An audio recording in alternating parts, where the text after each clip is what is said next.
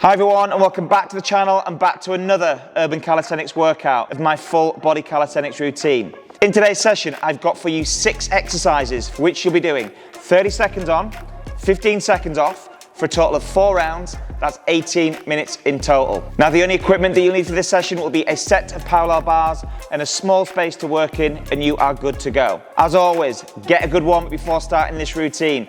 I'll leave a link in the description below for a warm-up that I feel is suitable for this workout. Practice those instructionals before getting stuck in. That's enough from me. Let's see what's in store. So for the P-bar push-ups, you're going to start by setting your bars up to around about shoulder width, maybe a little bit wider. From here, I'm going to place the hands central to the bars, making sure the shoulders are slightly in front of the wrists. So I position the head in front of the bars, locking in the shoulders, pulling the ribs down, squeezing the backside, and getting the legs as straight as possible. As you initiate the press, you're going to think about keeping those forearms in an upright position, bringing the head forwards, and working to the point where you can stabilize the shoulders and feel a slight stretch across the front of the chest and on the inside of the shoulders before you initiate the press. Once you find that position, you're going to push out strong, separate the shoulders in that top position, head position is exactly the same, and then go again.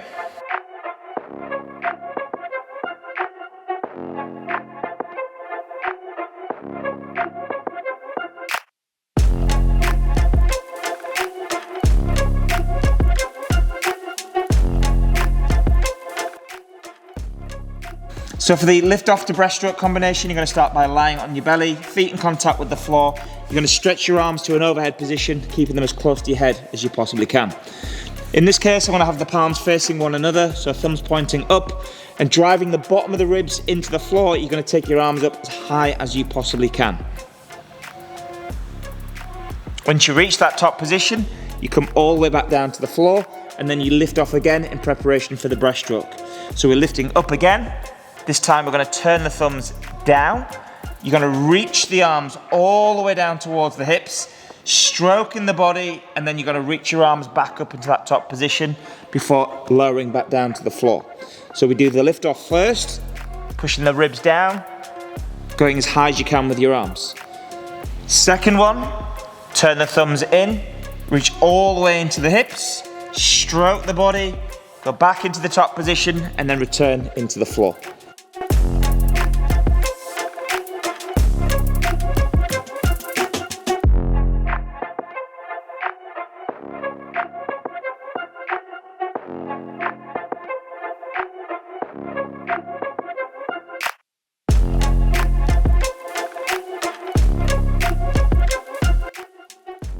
So for the P-bar dips, you're going to start by setting your bars up to around about shoulder width. From here, placing your hands central to the bars, you're going to start with your hips level to your arms and getting the legs as straight as you possibly can. As you initiate the dip, the intention is to bring the head forwards, keeping the forearms in an upright position and taking the backside as near to the floor as you possibly can. So bringing the head forwards, keeping the shoulders round, you work down into your dip, backside to the floor if you can, keep your legs as straight as possible, and as you push out strong, I want you to think about breaking the bars as you reach that top position, so we're working into the back of the shoulders. And again, as we initiate the dip itself, you're bringing the shoulders forwards, bringing the head as close to the knees as you possibly can, and then pushing out strong. When you reach that top position, I want you to think about keeping the shoulders down as best you possibly can. So don't let the shoulders fall into this shrug position here. Keep the shoulders down and then initiate the dip itself.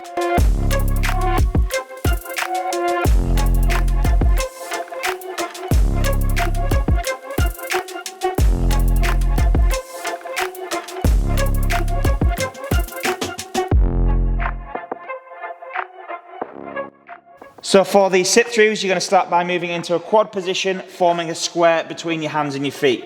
I want to make sure that the head, the shoulders and the hips are all on the same path, keeping the shoulders stable, and also think about having the knees level to the heels. From here, as we initiate our sit-through, you're going to think about bringing one leg across the opposite side and releasing the hand on the opposite side as well. When I'm in the sit-through position itself, I'm thinking about keeping this leg as straight as possible, keeping the hip relatively close to this hand and keeping the shoulder packed down and stable. The foot on the bent leg, by the way, I'm going to keep that heel in contact with the floor. All we have to do to go back to the quad position is to think about bringing the hand to the floor first, turning back into the quad position and then doing the same on the opposite side. So the leg moves across, keep the shoulder down. Again, keep this hip relatively close to this hand. Bring the hand to the floor first and then sweep the leg back to its original position.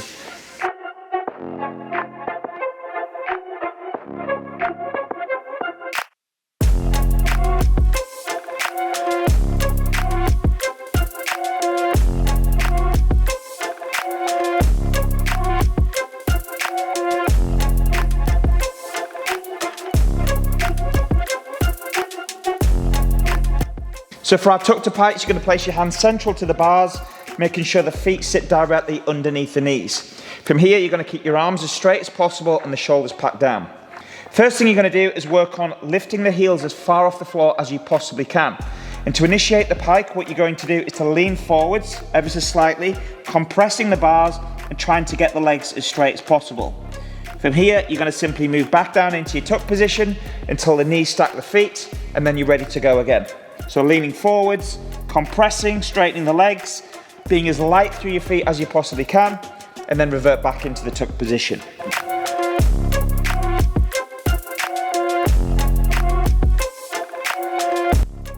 If you want to make this a little bit more challenging, what we can do when we're in this position is simply take the feet off the floor in the tuck position. This requires more compression, more strength on the shoulders.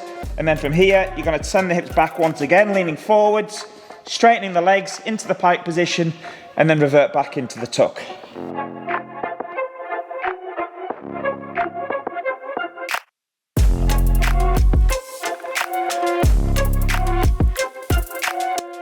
So for the tripod reach, you're going to set yourself up into a seated position with the feet slightly in front of the knees. When you place your hand on the floor, you'll see how the shoulder sits just behind the hand with the fingers pointing back. From here, to initiate the tripod reach, you're going to start by driving those knees forwards and lifting up the hips all at the same time. See, I'm bringing the shoulder more towards the line of the hand, and with the free hand, you're going to send that over your head, and you want to keep your eyes on that hand all the way through. So really pressing through that shoulder, but keep the hips as high as possible. Then you've got to move back down to your seated position, move across the other side, again, bringing the hand just in front of the shoulder, making sure the knees sit behind the feet, and then we drive those knees forwards, lifting the hips up, good support on the shoulder, and I want to follow the free hand with the eyes in that top position. Back into the seated position, moving across, and then repeat.